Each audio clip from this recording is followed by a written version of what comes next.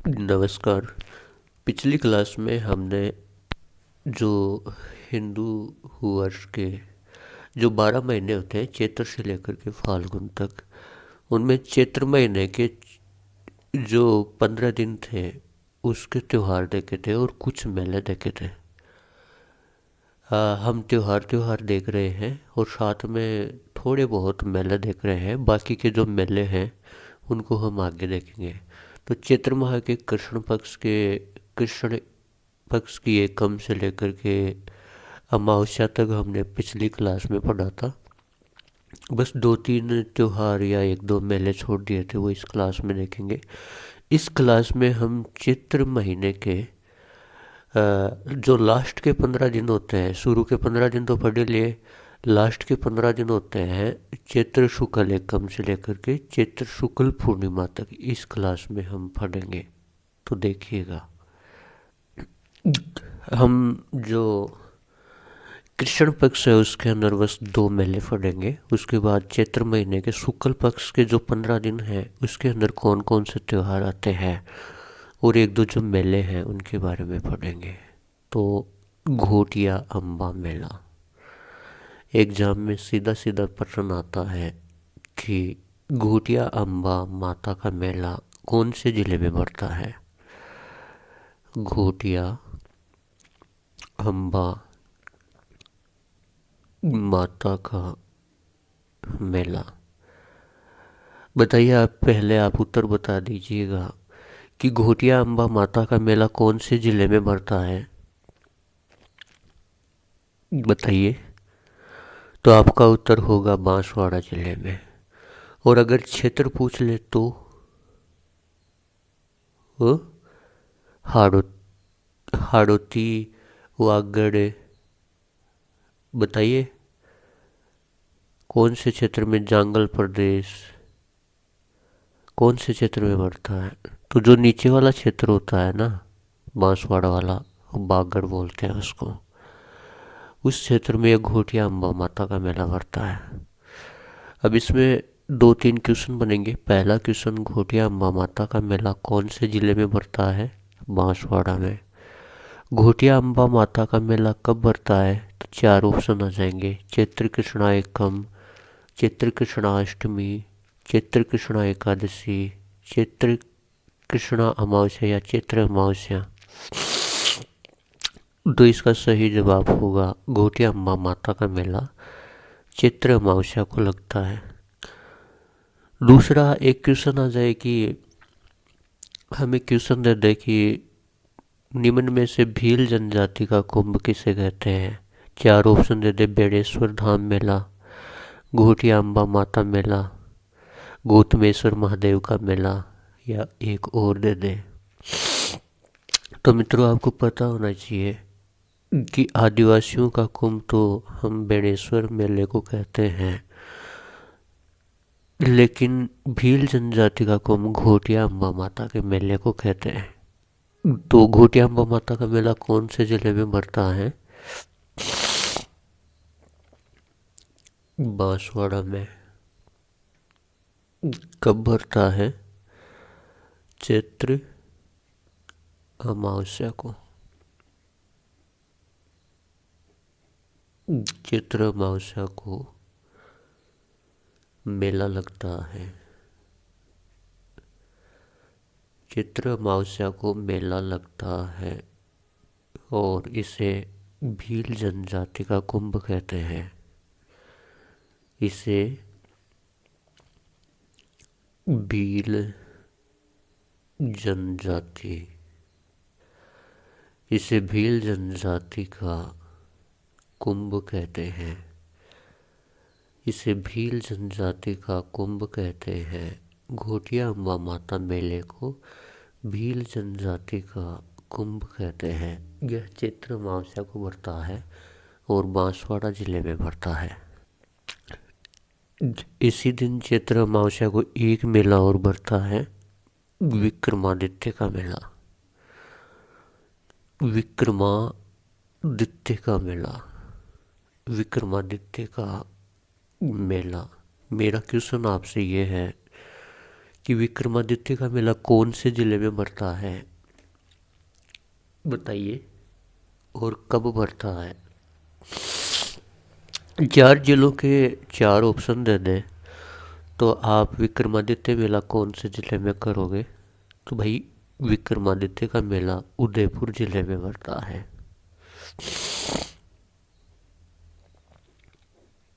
और ये भी कब पड़ता है, चित्र अमावस्या को। कब पड़ता है, चित्र अमावस्या को पड़ता है।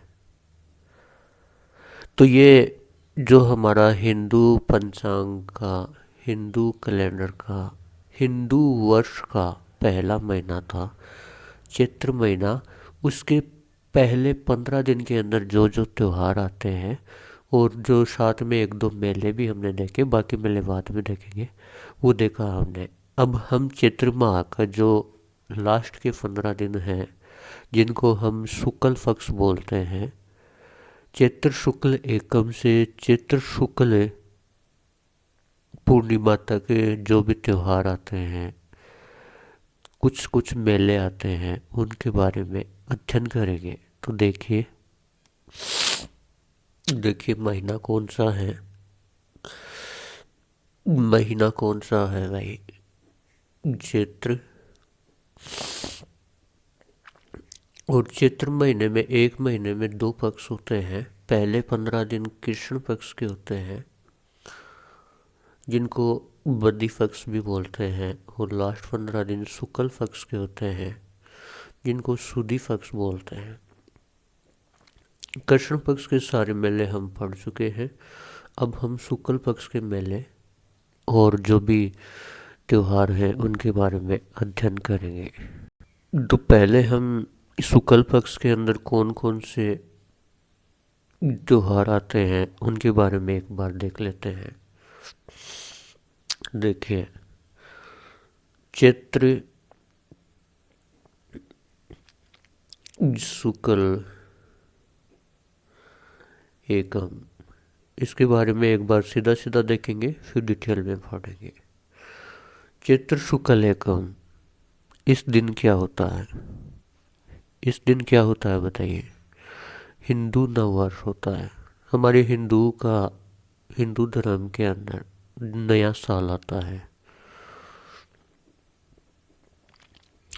एक तो जो हमारा कैलेंडर होता है ईसवी सन वाला, उसके अनुसार नया साल 1 जनवरी को आता है। लेकिन हमारा जो विक्रम संवत कैलेंडर है, हिंदू पंचांग है, उसके अनुसार हमारा नया साल चैत्र शुक्ला एकम को आता है। जो हमारा ईसवी सन वाला जो कैलेंडर है 1 जनवरी को आता है, उसके अनुसार आज की नई पीढ़ी जब नया साल मनाती है तो 31 दिसंबर को, 1 जनवरी जब साल का एंड होता है और 1 जनवरी को जब नया साल आता है, तब पार्टियाँ वार्टियाँ करते हैं, होटलों में जाते हैं, पैसे उड़ाते हैं। वो होता है अंग्रेजों का नया साल। और हमारा हिंदू का जो नया साल होता है चैत्र शुक्ला एकम से शुरू होता है। इस दिन घर में हमारी माँ, जो भी घर परिवार के सदस्य हैं, वो मिठाइयाँ बनाते हैं, पूजा पाठ होता है, बढ़िया से सब अच्छे काम करते हैं। तो ये होता है हमारे हिंदुओं का नववर्ष। तो ये शुरू होता है चैत्र शुक्ला एकम के दिन। दूसरा देखिएगा, चैत्र शुक्ल एकम से नवमी तक क्या होता है, 9 दिन के क्या होते हैं भाई, नवरात्र होते हैं। क्या होते हैं, नवरात्र, बसंती नवरात्र। 9 दिन तक माता जी की पूजा की जाती है, उपासना की जाती है, और सुख समृद्धि के लिए माता जी से प्रार्थना की जाती है। तो ये चैत्र शुक्ला एकम से चैत्र शुक्ला नवमी तक 9 दिन तक क्या होते हैं, नवरात्रा होते हैं। उसके बाद में हम पढ़ेंगे क्या, सिंजारा।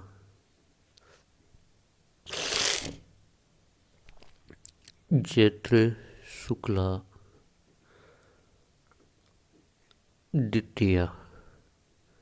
चैत्र शुक्ला द्वितीया। देखो, सिद्धारा चार प्रकार के होते हैं। एक चैत्र महीने में आता है, एक सावन में आता है, एक भाद्रपद महीने में आता है, एक फाल्गुन में आता है।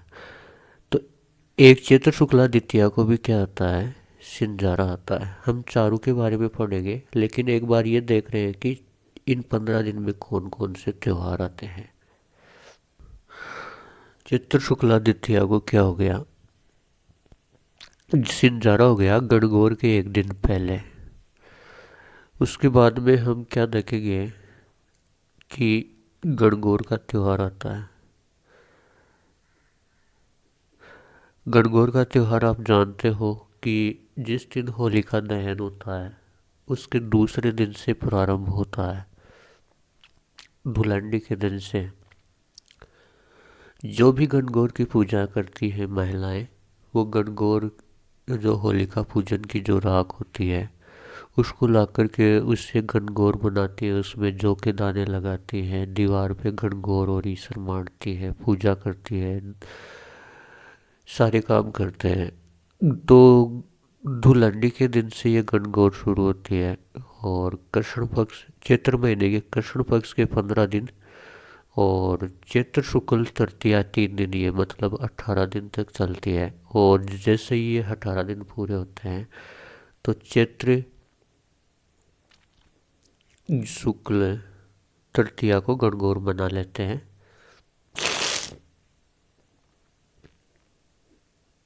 चैत्र शुक्ल तृतीया को गणगौर मना लेते हैं। और ऐसे माना जाता है कि तीज त्योहारा बावड़ी ले डूबी गणगौर। जैसे ही गणगौर का त्यौहार मनाते हैं चैत्र शुक्ल तृतीया को, तो त्योहारों का समापन हो जाता है। अब जब श्रावण माह में तीज आएगी तभी से त्योहार फिर से शुरू होंगे, तब तक कोई त्योहार नहीं आएगा बीच में।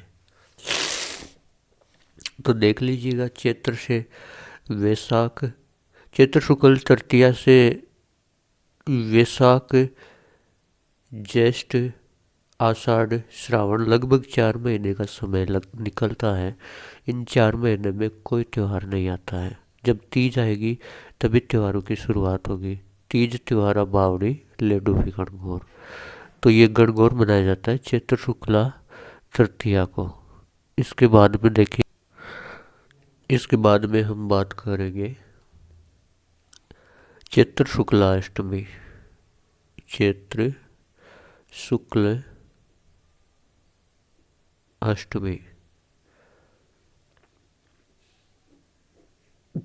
चैत्र शुक्ल अष्टमी इस दिन मनाई जाती है अशोका अष्टमी। अशोका अष्टमी।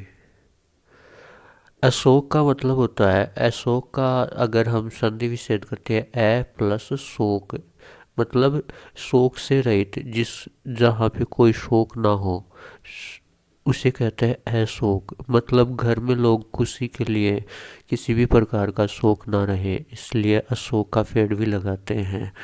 अशोक के पेड़ की पूजा की जाती है किस दिन, चैत्र शुक्ला अष्टमी के दिन। फिर आता है अपना चैत्र शुक्ला नवमी। चैत्र शुक्ला नवमी।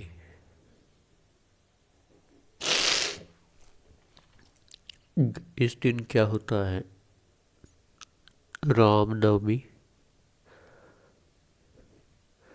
या इसको महानवमी भी कहते हैं।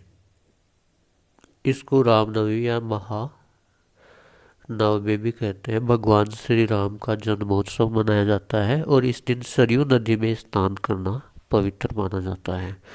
और जहाँ राम जी होंगे वहाँ हनुमान जी तो होंगे ही होंगे, तो राम जी के साथ ही हनुमान जी को भी आना पड़ेगा। चैत्र पूर्णिमा। चैत्र पूर्णिमा, इस दिन क्या होता है, हनुमान जयंती, हनुमान जी का जन्मोत्सव मनाया जाता है। हनुमान जयंती। तो जो चैत्र महीने का शुक्ल पक्ष है, चैत्र महीने का शुक्ल पक्ष है, उसके अंदर हम ये त्योहार पढ़ेंगे। अब इनको डिटेल में पढ़ेंगे।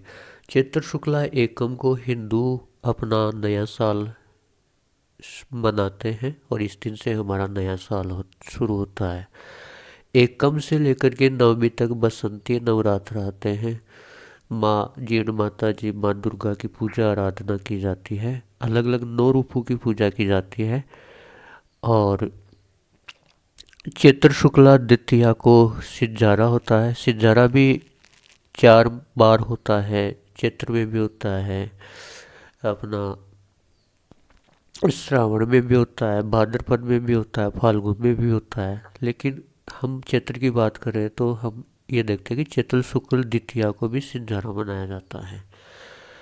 इसके बाद में चैत्र शुक्ला अष्टमी, ये जो सिंजारा होता है ना, ये मंगेतर के लिए होता है। मंगेतर का मतलब होता है कि जिसकी अभी शादी नहीं हुई है, सगाई तो हो गई लेकिन शादी नहीं हुई है। सिंजारा के अंदर उसके लिए शॉपिंग का सामान होता है, वो लेके जाते हैं, कुछ मिठाई लेके जाते हैं।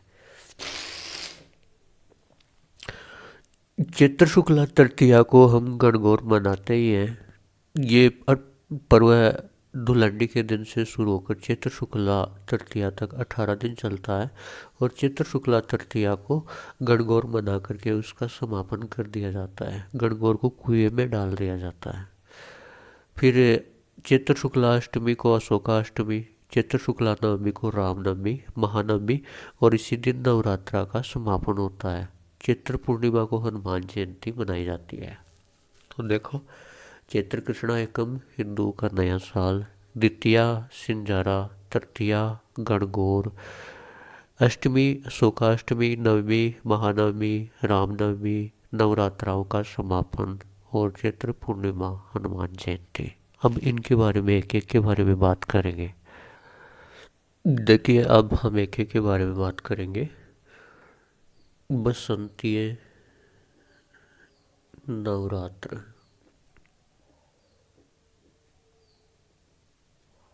चैत्र शुक्ल, चैत्र शुक्ल एकम से लेकर के नवमी तक, इसे बड़ी नवरात्रा कहते हैं। इसे बड़ी नवरात्रा कहते हैं। इसे बड़ी नवरात्रा कहते हैं। तो छोटी नवरात्रा किसे कहते हैं? जो आश्विन महीने में आता है उसको छोटी कहते हैं। अब आप बताइए कि एक वर्ष में कितनी बार नवरात्र आते हैं? बताइए, एक वर्ष में कितनी बार नवरात्र आते हैं? बताइए, एक वर्ष में कितनी बार नवरात्र आते हैं? 1 बार, 2 बार, 3 बार, 4 बार? आप अपना उत्तर कंफर्म कीजिएगा, फिर हम बताते हैं। तो एक वर्ष में 4 बार नवरात्र आते हैं। तो आप कहोगे कि सर हम तो 2 बार ही देखते हैं, वो 2 बार वाले कहाँ गए? तो देखो, चैत्र महीना है, इसमें बसंती नवरात्र आते हैं। कौन से नवरात्र आते हैं? बसंती नवरात्र, या इनको हम बड़ी नवरात्र बोल सकते हैं। ठीक है। फिर चैत्र के बाद में वैशाख, ज्येष्ठ, आषाढ़, 3 महीने बाद में आएगा एक नवरात्रा, आषाढ़।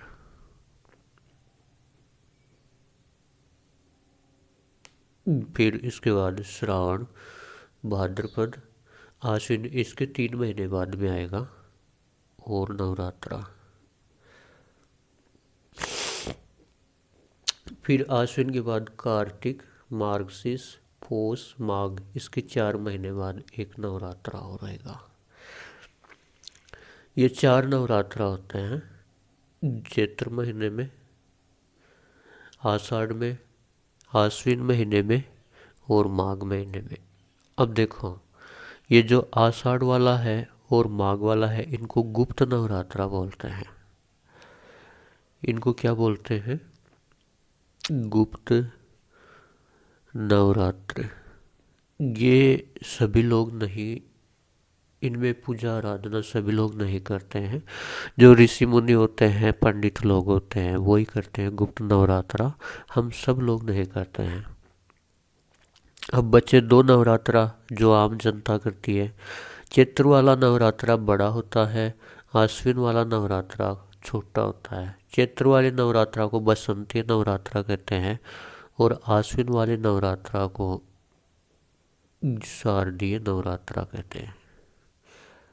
शारदीय नवरात्र कहते हैं। तो आप ध्यान रखना, नवरात्रा 4 बार आता है एक साल में, जिनमें आषाढ़ और माघ वाले गुप्त नवरात्रा होते हैं, ऋषि मुनि पंडित लोग करते हैं, हम नहीं करते हैं। और आम जनता करती है चैत्र वाले नवरात्रा, जिसको बसंती नवरात्र या बड़ी नवरात्र कहते हैं, और आश्विन वाली नवरात्रा जिसको शारदीय नवरात्र कहते हैं। अब बात करते हैं हम हिंदू नववर्ष की। हिंदू नव वर्ष ये शुरू होता है अपना चैत्र महीने की शुक्ल पक्ष की एकम को, चैत्र शुक्ल एकम को ये शुरू होता है। इस दिन विक्रम संवत का नया वर्ष प्रारंभ होता है। क्योंकि विक्रम संवत कैलेंडर होता है, उसी को तो हम हिंदू पंचांग कहते हैं। इस दिन विक्रम संवत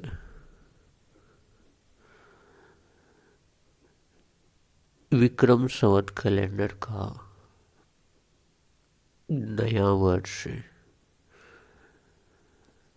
प्रारंभ होता है। विक्रम संवत कैलेंडर का नया वर्ष प्रारंभ होता है। राजस्थान के एकीकरण के 7 चरण हुए थे, उनमें चौथा चरण इसी दिन संपन्न हुआ था। चौथे चरण में 4 बड़े रियासतों को राजस्थान के एकीकरण में शामिल किया गया था। राजस्थान के एकीकरण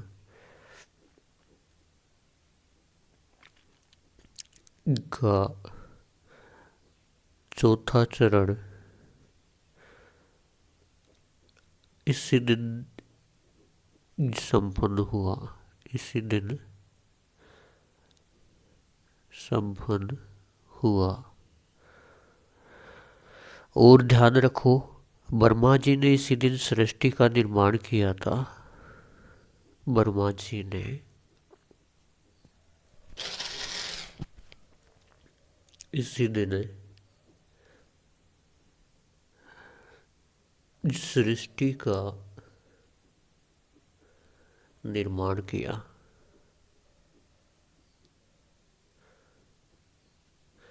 तो ये हो गया हिंदू नववर्ष। चैत्र शुक्ला एकम से शुरू होता है।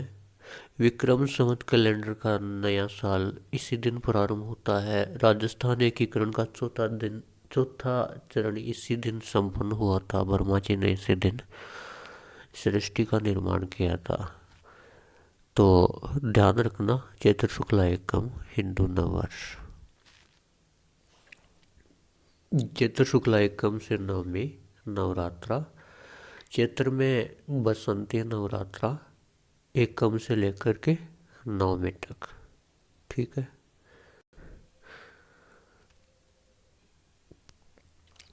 अब बात करते हैं हम सिंजारा। किसकी बात करते हैं? सिंजारा। तो भाई सिंजारा होता है वो 4 प्रकार का होता है। महिलाओं का सिंजारा 2 प्रकार का होता है।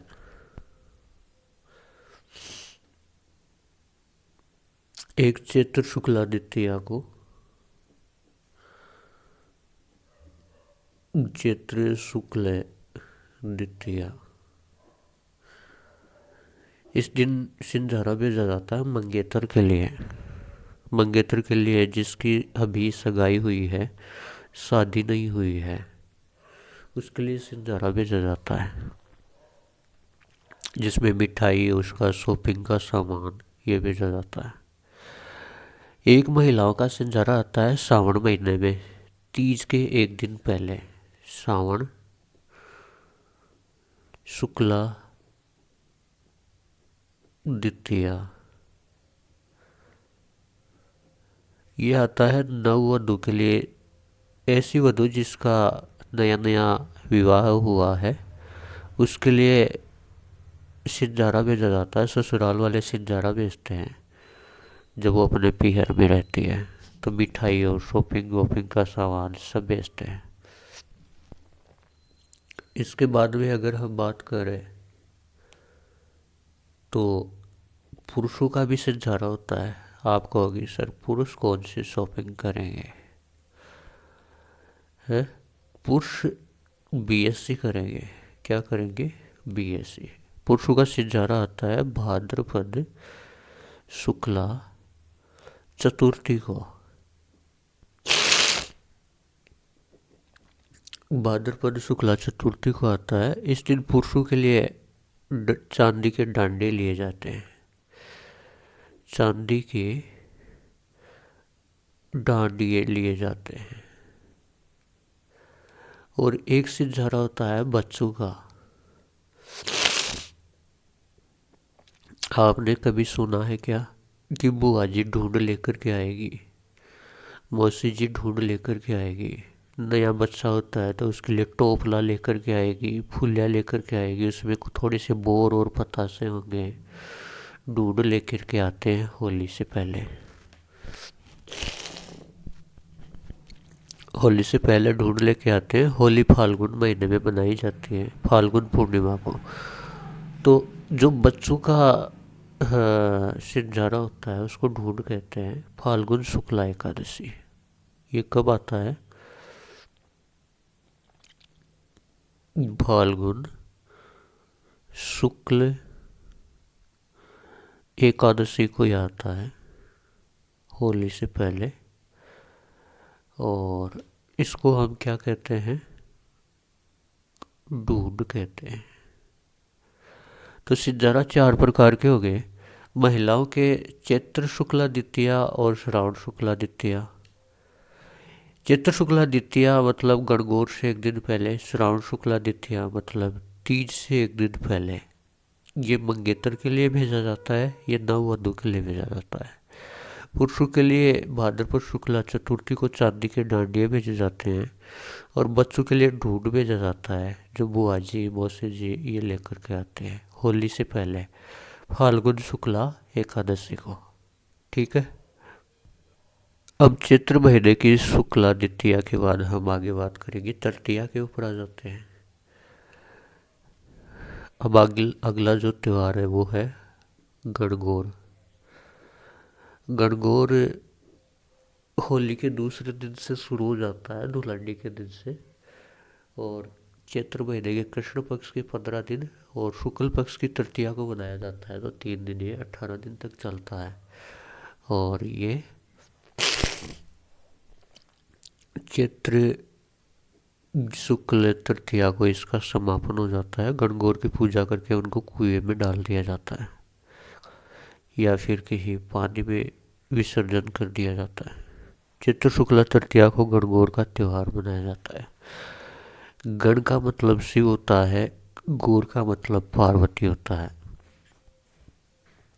अब ये गणगौर का त्योहार अविवाहित महिलाएं भी पूजा करती है गणगौर की, और विवाहित महिलाएं भी करती है। अविवाहित महिलाएं तो अच्छा योग्य वर प्राप्त करने के लिए, और विवाहित महिलाएं सुखद वैवाहिक जीवन प्राप्त करने के लिए ये व्रत करती हैं। तो इसको लिख लेते हैं, अविवाहित अविवाहित महिलाएं थोड़ी बोलेंगे अभी, अविवाहित युवतियाँ, अविवाहित युवतियाँ योग्य वर की कामना करती है शिव शंकर और पार्वती से।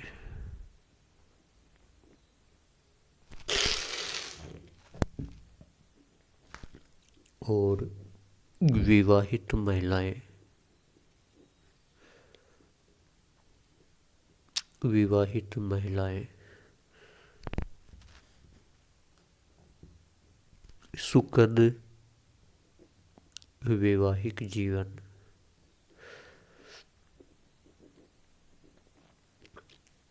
के लिए व्रत करती है। सुखद वैवाहिक जीवन के लिए क्या करती है? व्रत करती है। ये पर्व कितने दिन चलता है? तो बता दिया, 18 दिन तक यह पर्व चलता है।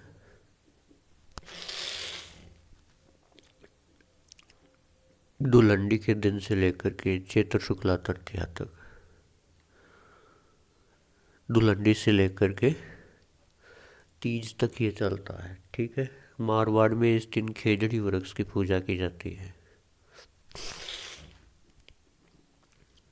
मारवाड़ में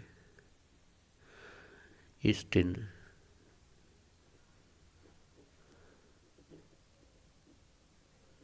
खेजड़ी वृक्ष की पूजा की जाती है।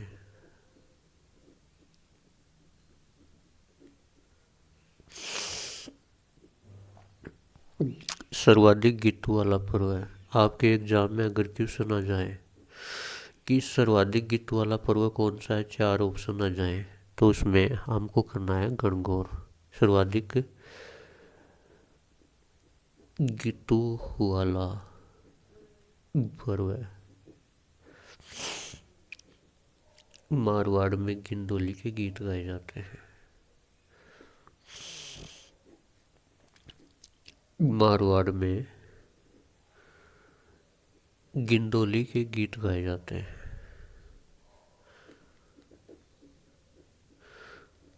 मारवाड़ में गिंदोली के गीत गाए जाते हैं।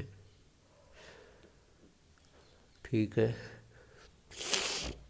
मेवाड़ और मारवाड़ की जो महिलाएं होती है वो घूमर नृत्य करती हैं। मेवाड़ व मारवाड़ की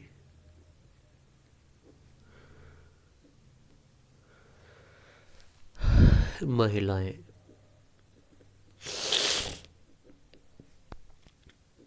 घूमर नृत्य करती हैं।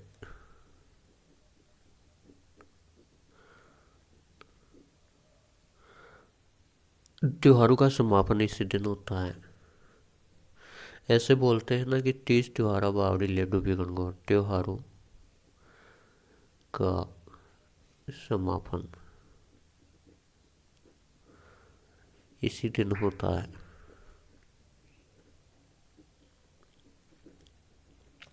अब 4 महीने तक कोई त्यौहार नहीं आएगा। जब श्रावण महीने में तीज आएगी तभी त्यौहार फिर से शुरू होंगे।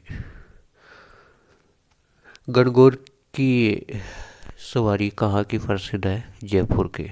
ये क्वेश्चन एग्जाम में बहुत बार आता है कि गणगौर की सवारी कहाँ की प्रसिद्ध है? जयपुर की। गणगौर की सवारी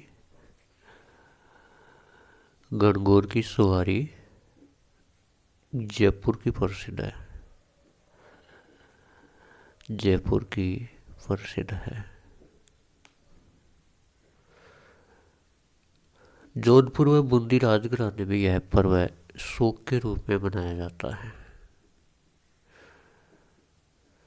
यहाँ पे कोई घटना घटित हो गई थी, इसलिए राजघराने में, इसलिए यहाँ पे क्या गणगौर पर्व नहीं मनाते, शोक के रूप में मनाते हैं। क्योंकि जब गणगौर का विसर्जन कर रहे थे बूंदी में, तब तो पूरा का पूरा राज परिवार पानी के अंदर डूब के खत्म हो गया था। इसलिए जोधपुर में भी कोई घटना हो गई थी। जोधपुर व बूंदी राजघराने में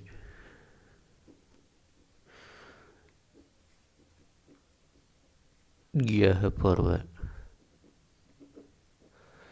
शोक के रूप में मनाया जाता है। अगर पूछ ले कि कहाँ पे ये पर्व शोक के रूप में मनाया जाता है, तो जोधपुर और बूंदी में शोक के रूप में मनाया जाता है। अब देखो कौन कौन से क्वेश्चन पूछे जा सकते हैं। एक क्वेश्चन तो यही पूछ सकते हैं कि गणगौर का पर्व कब मनाया जाता है। चैत्र शुक्ला तृतीया को, कितने दिन? 18 दिन। और मारवाड़ में इस दिन खेजड़ी वृक्ष की पूजा की जाती है। पूछ ले सर्वाधिक गीतों वाला पर्व है गणगौर। मेवाड़ और मारवाड़ की महिलाएं घूमर नृत्य करती हैं। ये कथन सत्य है या असत्य है? त्योहारों का समापन किस दिन होता है? गणगौर के दिन। त्योहारों का आगमन किस दिन होता है? तीज के दिन। गणगौर की सवारी कहाँ की प्रसिद्ध है? जयपुर की। कौन से घराने में यह पर्व शोक के रूप में मनाया जाता है? जोधपुर और बूंदी में। अब देखो गणगौर के प्रकार देखते हैं। गणगौर के प्रकार। बिना ईश्वर की गणगौर। इसके ईश्वर को कौन लेके भाग गया भाई? बिना ईश्वर की गणगौर। ये गणगौर जैसलमेर में थी पहले अपने ईश्वर के साथ, लेकिन इसके ईश्वर को लेके भागे। कौन? कौन लेके भागे भाई? बीकानेर वाले। अब बीकानेर वाले यहाँ ईश्वर को लेके आ जाएंगे तो इस ईश्वर के पास गौरी नहीं होगी, तो बोल देंगे बिना ईश्वर अकेला रहेगा। बिना गौरी की गणगौर।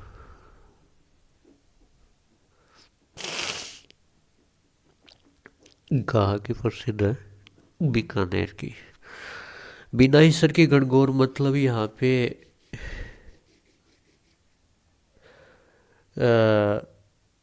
गौर अकेली है जैसलमेर में। इसके ईश्वर को ये बीकानेर वाले लेके भागे, तो जब ईश्वर यहाँ आ जाएगा तो गौरी पीछे छूट जाएगी, तो गौरी इसके साथ नहीं रहेगी। तो बिना गौरी की गणगौर, अकेले ईश्वर की गणगौर बीकानेर की प्रसिद्ध है। फिर आता है चुंदड़ या गुलाबी गणगौर। अब चार ऑप्शन आ जाए। जयपुर, नाथद्वारा, राजसमंद। जयपुर आ जाए, नाथद्वारा आ जाए, चित्तौड़गढ़ आ जाए, उदयपुर आ जाए, तो ये कहाँ पे करोगे? चुंदड़ या गुलाबी गणगौर। बहुत सारे लोग तो देखेंगे कि गुलाबी नगरी तो जयपुर ही है, तो जयपुर कर देते हैं, लेकिन ये गलत हो जाएगा। चुंदड़ या गुलाबी गणगौर नाथद्वारा की प्रसिद्ध है। और नाथद्वारा कहाँ पे है? गिराज संबंध में। इसके बाद आती है दिग्गा गवर गणगौर। दिग्गा गवर गणगौर ये उदयपुर व जौनपुर की प्रसिद्ध है।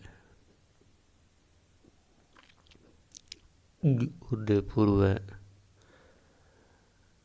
जोधपुर की प्रसिद्ध है, लेकिन ये दोनों ऑप्शन में आ जाए तो उदयपुर इसका सही आंसर होगा। पहले उदयपुर को मानना है। अब देखो हम गणगौर कब मनाते हैं? गणगौर कब मनाते हैं? चैत्र शुक्ला तृतीया को। लेकिन बिना ईश्वर की गणगौर, बिना गौरी की गणगौर, मतलब चैत्र शुक्ला तृतीया के दिन जब गणगौर की सवारी निकल रही थी, तो जैसलमेर वाले जो ईश्वर था उसको बीकानेर वाले लेके वहाँ गए। तो यहाँ तो बिना ईश्वर की केवल गणगौर रहेगी, और यहाँ इसके साथ में गौर नहीं रहेगी, तो बिना गौरी की गणगौर। और ये एक दिन बाद ले जा करके वहाँ पे अपनी बनाएंगे क्या, गणगौर, चैत्र शुक्ला चतुर्थी को एक दिन बाद। चैत्र शुक्ल चतुर्थी, चैत्र शुक्ल चतुर्थी के दिन ये बनाई जाती है। ठीक है। अब ये चुंदड़ या गुलाबी गणगौर कब बनाई जाती है, इसके एक दिन बाद चैत्र शुक्ल पंचमी को, चैत्र शुक्ल चैत्र शुक्ल पंचमी को मनाई जाती है। दीघा गौर गणगौर कब मनाई जाती है, उदयपुर और जोधपुर में वैशाख कृष्णा तृतीया, वैशाख कृष्णा तृतीया को मनाई जाती है। अब देखो हम गणगौर मनाते हैं चैत्र शुक्ला तृतीया को, चैत्र शुक्ला तृतीया से वैशाख कृष्णा तृतीया तक 15 दिन हो गए। 15 दिन बाद में ये दीघा गौर गणगौर मनाई जा रही है। 15 दिन बाद ये दीघा गौर गणगौर मनाई जा रही है। क्यों? एक बार हुआ क्या था, मेवाड़ के महाराणा राज सिंह कहीं युद्ध में गए हुए थे और इधर रानियां गणगौर मना रही थी चैत्र शुक्ला तृतीया तक। उन्होंने 18 दिन तक पूजा की। राज सिंह आए नहीं चैत्र शुक्ला तृतीया को। उसके बाद जब राज सिंह आए तो रानी नाराज हो गई। तो राज सिंह ने कहा कि भाई मैं युद्ध करने के लिए गया था, मेरे लिए युद्ध इम्पोर्टेंट है। फिर भी रानी रूस गई, नहीं मानी, नहीं, गणगौर महत्वपूर्ण है। राजा कहता है युद्ध महत्वपूर्ण है, रानी कहती है गणगौर महत्वपूर्ण है। तो राजा ने कहा कि फिर से मना ले गणगौर, क्या फ़र्क पड़ता है। तो उसने कहा कि बेइज्जती नहीं होगी क्या कि राज सिंह की पत्नी फिर से गणगौर मनाए। तो उन्होंने कहा था कि मैं पूरे मेवाड़ से गणगौर फिर से मनवा दूंगा। तब राज सिंह ने आदेश दिया था 15 दिन बाद कि वैशाख कृष्णा तृतीया को पूरे मेवाड़ में गणगौर मनाई जाए। इसलिए दीघा गौर गणगौर उदयपुर में फिर से मनाई गई थी। उदयपुर और जोधपुर, जोधपुर में ध्यान रखना, जब उदयपुर नहीं आया ऑप्शन में तो जोधपुर करना है, दोनों आए तो उदयपुर करना है। ठीक है। अब इसी दिन होता क्या है, ढींगा बेतवार मेला लगता है जोधपुर में। इसी दिन, इसी दिन किस दिन, वैशाख कृष्णा तृतीया को, इसी दिन ढींगा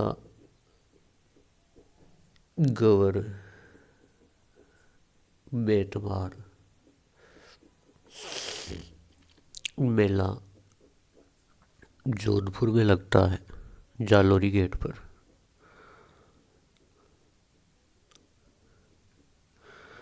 ऐसा माना जाता है कि यहाँ पे जो कुंवारे लड़के होते हैं वो जाते हैं, उनकी लड़कियाँ पिटाई करती हैं, जिसकी पिटाई कर देती है उसकी शादी हो जाती है फिर।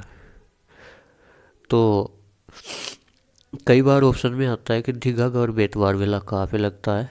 जोधपुर ऑप्शन में नहीं होता, मारवाड़ दे दिया जाता है, तो मारवाड़ करना है।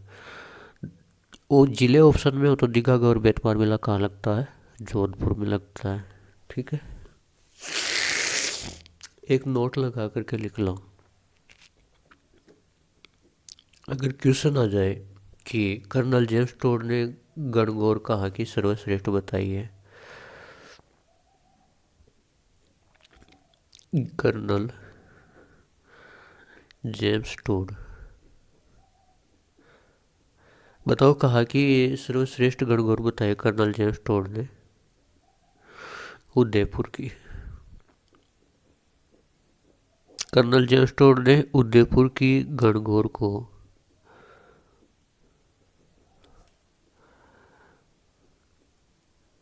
सर्वश्रेष्ठ बताया है।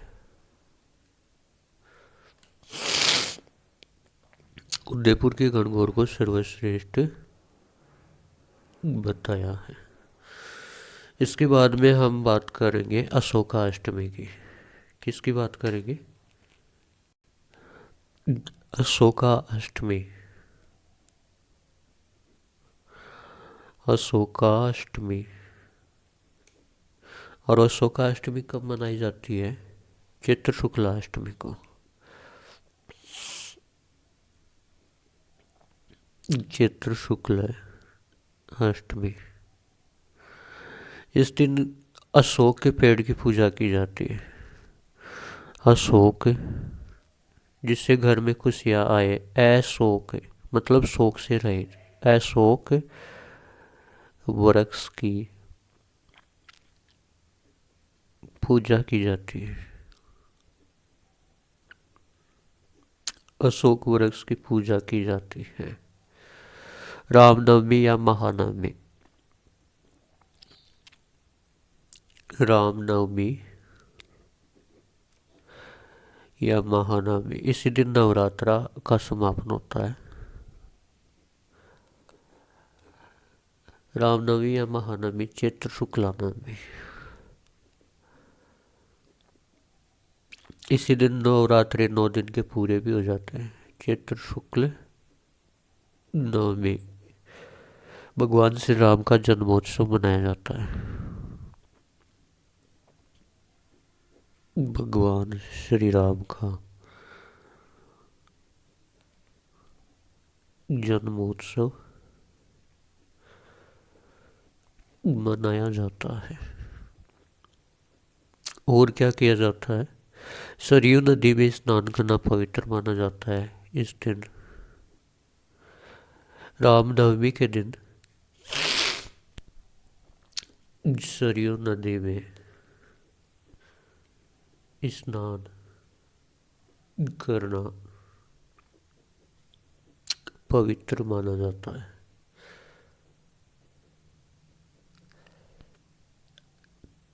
ठीक है। जहाँ राम जी होंगे वहाँ हनुमान जी तो होंगे ही होंगे। हम मनाएंगे हम हनुमान जयंती। हनुमान जयंती। और ये कब आती है? चैत्र पूर्णिमा को।